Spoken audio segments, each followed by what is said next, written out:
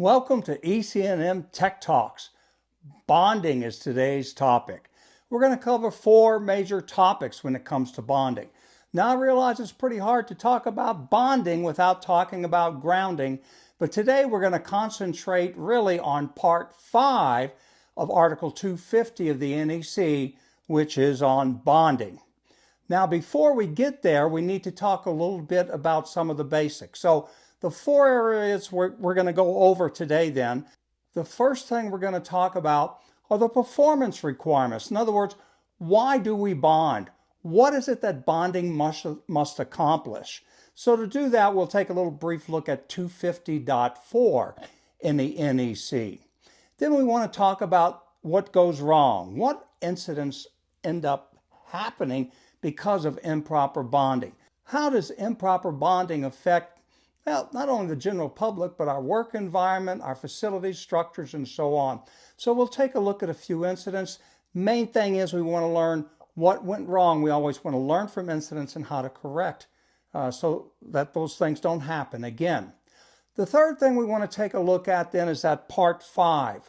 We want to look at part 5 in Article 250, which is on bonding. We'll kind of do an overview and see how it's divided up. And then we'll jump into some of the specifics of it. There's one very important section, well, they're all important obviously, but one important section is going to talk about how to size these bonding jumpers and so forth in our grounded conductor. And then the last topic we want to look at, and it doesn't take a lot of time, but we do want to make sure that we understand it, and that's the equipotential plane. So in agricultural buildings and around swimming pools and natural bodies of water and so forth, we want to make sure that we're safe. So we're going to talk about what the equipotential plane is and bonding requirements then for the equipotential plane. So first thing, let's move into 250.4 and talk about the performance requirements. In other words, how do we want our grounding and bonding system to perform? What is it that we need to do? Well, if we look at 250.4, it's divided up into two subsections. The first section talks about grounded systems. In other words, well, think of it, we take the windings of the transformer and we connect them to the earth and ground. And then the second section talks about grounding and bonding in ungrounded systems, okay? So even though that the windings of the transformer, whatever our source of power is not connected to the earth and ground, bonding is still critical then. When we look at bonding and we look in Article 100, the definition for bonding, well, first of all, ground is the earth, right? So anytime we connect to the earth, we're grounding something. Now, when it comes to bonding, the purpose of bonding, it just says, is to establish electrical continuity and conductivity. It doesn't talk anything. The word ground doesn't even appear in the definition for bonding. So the way I think of it is bonding, if I take two pieces of metal and I join them together, I've bonded them together. If I take a piece of wire like a green equipment grounding conductor and I connect it to that metal box, I have bonded to that metal box.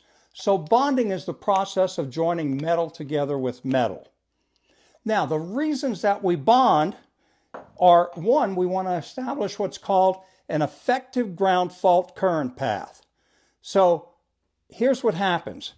If current were to leak in, so I have my metal enclosure out here of some type, and whatever I connect, whatever type of device or splice that I make inside of that box, if something happens, whether I lose some insulation on some wiring, maybe from an overheating condition or some scraped wire or scrape some insulation when I pull the wire into the conduit for whatever reason, or if there's a failure in the device that I've mounted in this box, then the box can become energized if the live conductors touch the metal frame of that box. I want that current to go where? Back to the source. Electrical current always wants to go back to where it came from, back to the source. So in this case, if current were to leak into the metal frame of this box, it would flow through a green, in this case, a green insulated equipment grounding conductor. The current flows through the green equipment grounding conductor and goes back to my main panel. Inside the main panel, that green equipment grounding conductor is terminated at the equipment grounding bus bar. The equipment grounding bus bar is bonded to what we call the main bonding jump up here at the top. In this case, it's a screw. But the equipment grounding bus bar is bonded together to the metal frame of the enclosure, to the grounded or white neutral conductor, and to my neutral bus bar over on the opposite side. And the result is, if the current wants to get back to the transformer, let it go there. Don't try and stop it or slow it down, huh? So the current will flow through the equipment grounding conductor into the equipment grounding terminal bus bar, on up to my main bonding jumper, and into that grounded conductor coming from my service, back to the transformer. I have a complete path of current flow now to the transformer. Now that's good, because what's that's going to do? If there's enough fault current, the circuit breaker that's supplying the ungrounded conductors in my circuit will see the excessive current flow and trip and clear the fault for me. So one of the purposes of that effective ground fault current path is to clear the fault. And what does that mean? Well, one, I can prevent a fire. That's a real good thing. The other issue is that I can put my hand on the metal frame of this box or the metal conduit, can't I? And if I do that, and it's energized, current could flow through my body into the ground and back to the source. That's not good. So, by connecting the equipment grounding conductor back to the source, as well as to my grounded conductor over here on the right-hand side, I'm also connected on my grounded conductor bus bar, neutral bus bar. I have my grounding electrode conductor connected to my earthen ground, to ground. So if I'm standing on the ground, then really the equipment grounding conductor is also connected to the ground, which is connected to the box. We're all at the same potential. So now the box becomes energized. I shouldn't feel anything, I hope, right? Because we're both at the same potential, and sufficient current flow should flow back through my effective ground fault current path, back to the source, trip the breaker, and clear the fault for me. So that's a good deal. I prevented a fire, and I haven't got a shock. That's what I want. Now, that's for a grounded system. In the ungrounded system, it just means that the wires of the, as I say, transformer, the source of power, those transformer windings, conductors, are not connected to the earth and ground. The system is ungrounded. We have provisions in Article 250 for operating ungrounded systems. If you're involved in that, you'll want to pay attention to that. But my bonding still accomplishes the same purpose. It still gives me that fault current availability to flow back to the source, as well as it puts me at the same potential as my equipment ground then, or as ground. So we're both at the same potential. So anyway, take a look at 250.4 then for your specifics on your performance requirements for bonding. Now, I mentioned the equipment grounding conductor. I've got green insulated wire installed.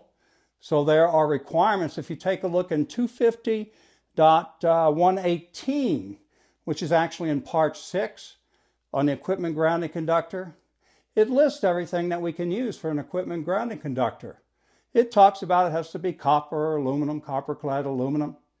It also lists the many different types of conduits and cables that we can use as our equipment grounding conductor as well. Obviously, this is, it's electrical metallic tubing. And so I've made up some EMT, type EMT, right, to run from the metal enclosure over to my, in this case, it would be a service panel. That can also conduct electrical current flow if all my connections are made up wrench tight. Now, wrench tight is not defined in Article 100 for me in the NEC or elsewhere. But if you take a look at your NECA standards, so go back to your ANSI NECA standards for installation of electrical equipment, and you'll find some answers there that can help you with what they mean by wrench tight. Now, if my connections are made up, it becomes a good bonding connection. If I have something like, and keep in mind what I'm doing, I've got a piece of, this is some 3/4 inch rigid, and it's got tapered threads on the end. NPT threads, tapered 3/4 inch per foot, right? And if I were to take those tapered threads and put them inside of some type of, in this case, an LL, right? Because I hold it like a pistol and the cover is on the left-hand side. But if I have straight threads, in this case on some type of connection device, whatever it is, and I take and I put those tapered threads into those straight threads, as I start to screw it in, it's pretty loose. Okay? I have to get it all the way. As I start to tighten it down, it's still pretty loose. Still pretty loose. That's not just a mechanical connection, that's an electrical connection as well. Still loose. Still a little bit loose. Now I get it hand tight. Feels good to me. If you want to have some fun with it, get yourself a digital low resistance ohm meter. Maybe a good topic for one of your toolbox safety meetings or whatever you have there in the shop or tailgate, whatever. And take that low resistance ohm meter that reads out in millionths of an ohm, put one test lead on, in this case, your LL, put the other test lead on the conduit, and start to play with that tightness and see how that changes your resistance reading across that connection. You might be surprised how much change there can be. You think it's tight, maybe it's not really as tight as you think it is. So remember, that's an electrical connection. This is an electrical connection. Where I go into my panel board enclosure, that's an electrical connection. It has to establish my effective ground fault current path. No effective ground fault current path, the breaker never trips, I don't clear the fault. I either have a fire or maybe even hopefully never, but we certainly have, unfortunately, a lot of fatalities. That takes us to topic number 2. Let's talk about the incidents and some of the bad things that happen and maybe kind of convince you that maybe if it were just done right, it wouldn't happen. Probably the worst electrical fire we've ever had in the United States was back in 1980. 85 people died because of an electrical fire in one day. It was at a large hotel in Las Vegas. You may recall it if you were around back then, okay? Terrible, terrible accident. You know where it started?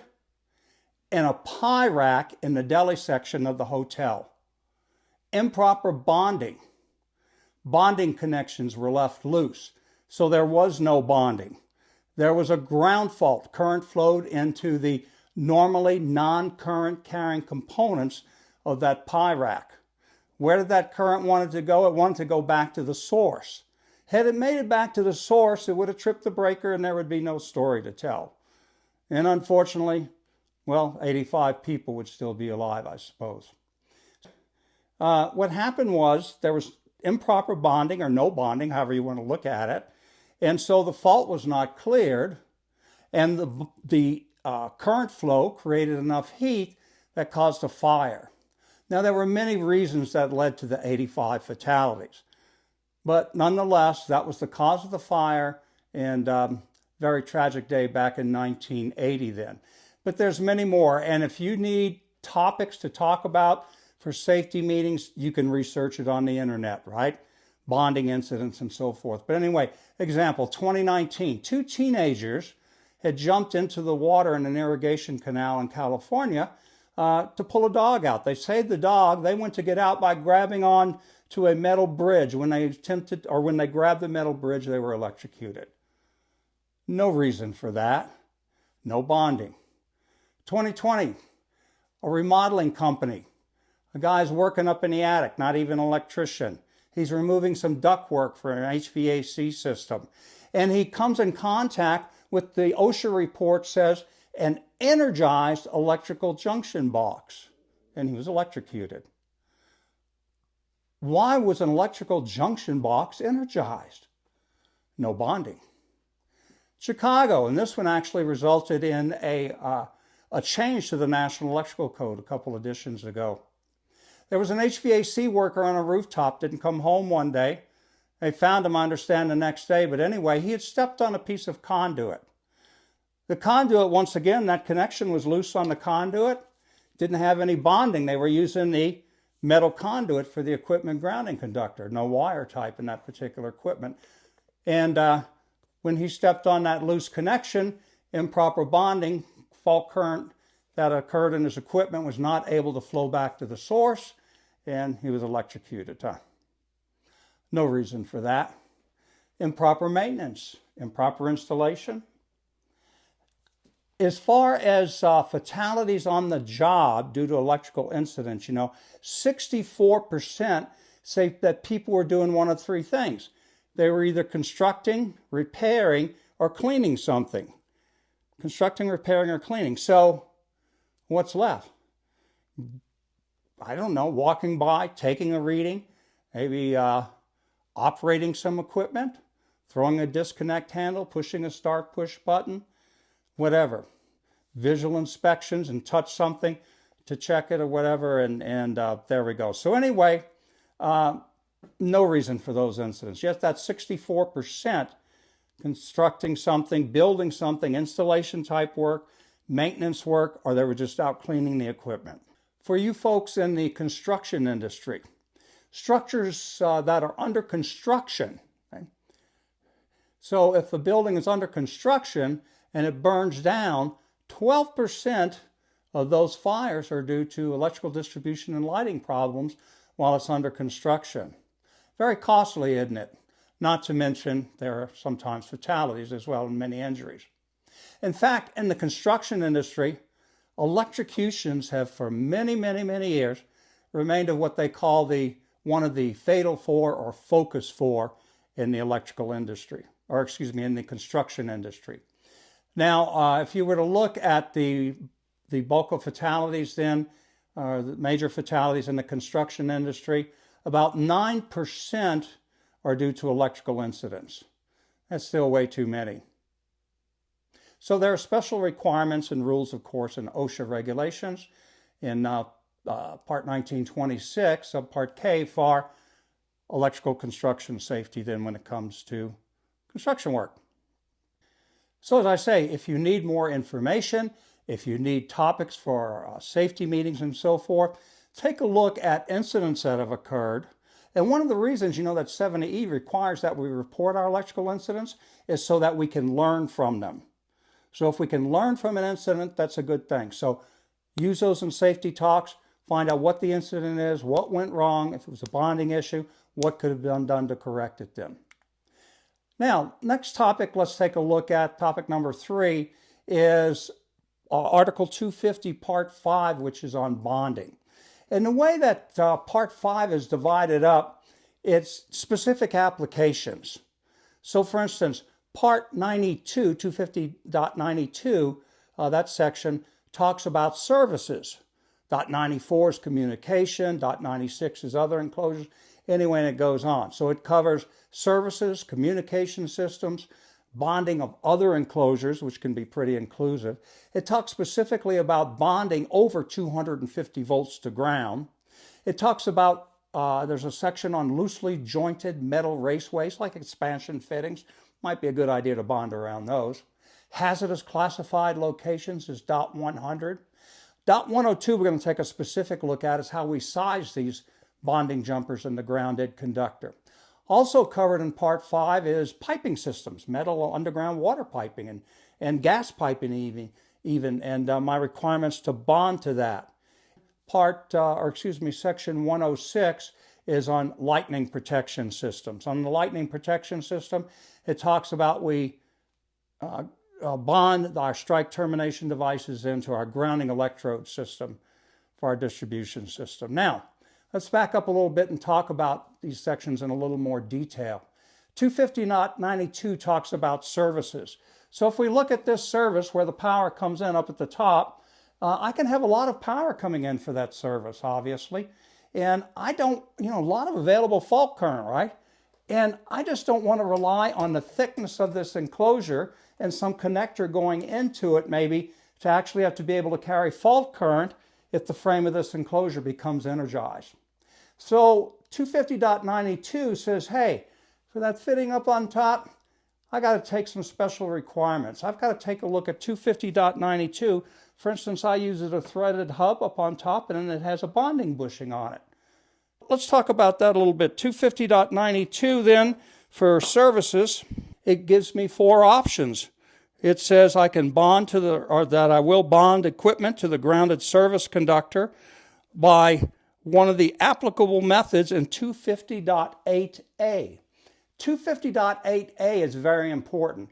250.8 lists 8 ways that I can actually make all of these connections up.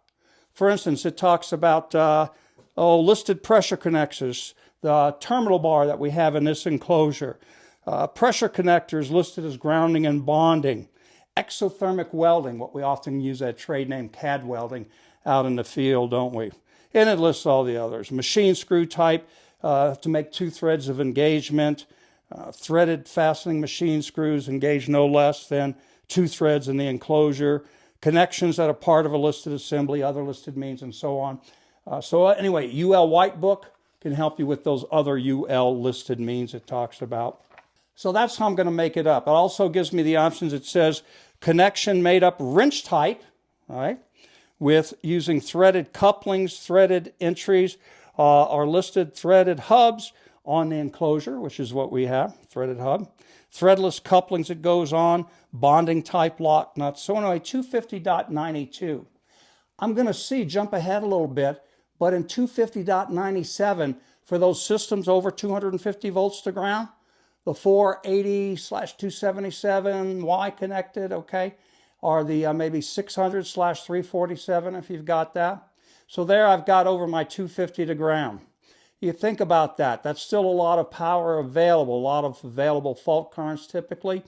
And so 250.97 for over 250 volts is going to refer you right back to 250.92 and says, hey, accomplish the bonding in your enclosures in one of those manners listed in 250.92 then for services.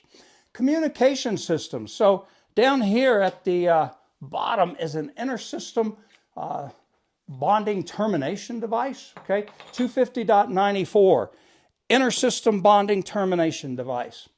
And so what that is, that allows me to take all of my bonding jumpers from my communication system and attach them to this device, and then there's a screw that goes through the center of this device, and it screws down onto my grounding electrode conductor. So I end up what? I bond together my communication system outside of my enclosure at either the meter or at the service panel. And often you'll see these on the side of a residence, for example, dwelling unit. Bonds it all together, right? Did I say all that right? So it bonds together the communication system to my grounding electrode system. Now, so the specific requirements then, once again, 250.94. This device that I'm going to use for my inter-system bonding connections, it has to be listed and labeled, so requirement for that as well. For hazardous classified locations, .100, obviously some very specific requirements there. It's going to refer you to Chapter 5, where we find all of our information, especially back in Articles 500, 501, 502, 503, 505, and so forth on my hazardous classified locations. So you'll end up going back there should you do any work in hazardous locations. 102 is a very important one. 102 is how I'm going to size my different conductors, how I'm going to size my grounded conductor, and I'm going to size some of these jumpers and so forth that are on the inside. If you take a look at table 250.102 C1, and once again, 2023 National Electrical Code.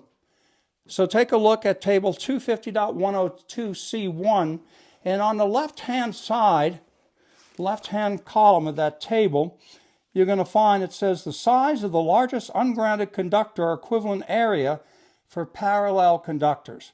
So we're going to look, in this case, we're going to look at what are the size of my, in this case, service conductors coming into my panel up at the top. That's how I'm going to base what? The size of what? Look at the title of that table. I'm going to use that to base the size of my grounded conductor, my main bonding jumper, which is, in this case, the green screw, but depending on your type of setup, right? Type of installation. It may be a wire type. It could be a bus bar, whatever it is. So I'm going to use it for sizing my main bonding jumper, the system bonding jumper. What's the difference between the main bonding jumper and the system bonding jumper? The main bonding jumper I find only at the service. The system bonding jumper I'll find at the source of a separately derived system. So system bonding jumper in my separately derived systems, and main bonding jumper we call it at the service. Same functions. Also something else, I need to ensure the continuity between where my power is coming in the top from that hub.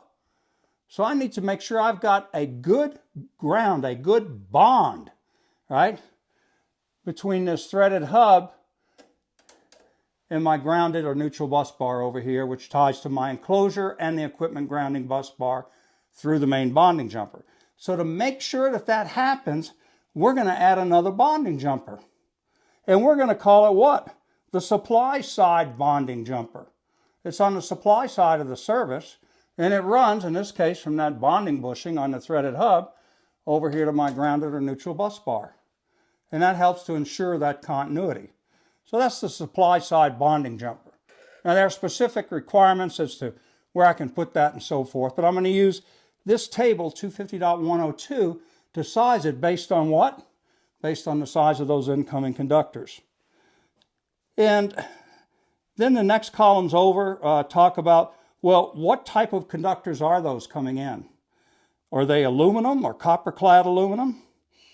Or are they copper, which is actually the first column, right? So if I were using, say, 2-aught copper coming in, 2-aught copper coming in, that's the third line down, and I read across to the last right-hand two columns, and those are the size of my bonding jumpers. And it says, are the grounded conductor. And it says that if it's a copper, so I've got a copper supply side bonding jumper up there, and for a 2-aught, ungrounded conductors coming in, that supply side bonding jumper would have to be a number 4 if it's copper, or a number 2 if it's aluminum. Pretty typical go up a size on aluminum, don't we, in many of these tables. Now, that's table 250.102. So take a look at the specifics in 102 then for sizing these grounded conductors, your supply side bonding jumpers. Once again, there's more information there we don't have time to get into. 104, I mentioned briefly, section 250.104, piping systems, exposed structural metal. I mentioned, yes, we have to bond the water piping as well as the metal structure of the building, the metal frame, metal siding of the building, and so forth. Why? It normally doesn't carry current flow, does it? But it could become energized because of a fault in my system. Distribution or lighting system might be a good example. And could become energized. I've got to have an effective ground fault current path, carry that current flow all the way back to the source. Effective ground fault current path, we're talking about a low impedance path. Resistance is the physical property of a conductor. Copper has a certain amount of ohms of resistance to it per foot. You can find that back in chapter 9, table 8, can't you, for the different conductor sizes. Now, what causes that resistivity to vary in those conductors? The temperature of them. That's another topic, right? But that's why we have to correct for temperature on conductors when we do our ampacity calculation. So anyway, resistance is a physical property of my conductor. If I take and I coil a conductor up, if this green wire were, I had an extra bunch of feet in a pull box somewhere, an extra 10 or 20 feet or something like that for some crazy reason, and I were to take and coil it up, what have I done? I've created a choke, haven't I? All of a sudden, this equipment grounding conductor, well, shouldn't be carrying any current. It may have a small amount in a distribution system, but extremely small amount. But if I have a fault, I could get hundreds, even thousands of an amp trying to flow through that equipment grounding conductor in just that fraction of a second. If all of that current flow has to flow through that coil, it creates a big, strong electromagnetic field in that coil. That electromagnetic field is going to be a counter EMF to the current that's trying to flow back to the source to clear the fault, trip the circuit breaker. So I don't want to create that extra electromagnetic field inside, of any enclosure or anywhere with that equipment grounding conductor. So I want to keep my equipment grounding conductors the proper length. I want to make sure any metal raceways that I'm using are made up tightly and so forth, and make sure that I clear that fault. So anyway, that is 250.102. Okay? Now the next thing let's take a look at is the equipotential plane. Let's talk about this last section of this topic, of this tech talk. Equipotential planes. Think of this, equipotential planes. What is it? It's not the grounding electrode system. Don't get confused with that. I'm going to take a wire and build a wire mesh, right? And I'm going to take that wire mesh and I'm going to put it in the ground. And what's the purpose of this wire mesh? It's in the ground or in the concrete or wherever I put it, right? Its purpose is, well, it prevents voltage gradients between one point and another. Right now, if there were current flowing through the earth and I were to take a step across the earth, right, and I've got 1 foot back here and 1 foot over here, and there's a potential difference between the 2 points if there's any resistance as that current flows through the earth. So if there's any resistance, there'll be a difference in potential between, say, my right foot and my forward left foot over here. That's not good. I don't want a difference in potential across my body. And of course, we call that step potential, and that could be deadly in many cases. So I want to eliminate any chance of that potential difference. So if there's a wire mesh that I'm walking on, and there is accidentally current flow in some part of my system here, we're all at the same potential. I could walk across that wire mesh and not get a shock. Now, there are plenty of cases of improper equipotential bonding that have resulted in fatalities. Equipotential planes are covered in 3 different articles. They're covered in Article 547 on agricultural installations, and they're covered in Articles 680 and 682. Article 680, basically on swimming pools, right? And Article 682 is on natural and artificially made bodies of water. And if you think about it, well, Article 547, we're talking about quite often dairy farms where we have a cattle issue, and we want to keep, you think about it, the hooves on a cow are spread pretty far apart.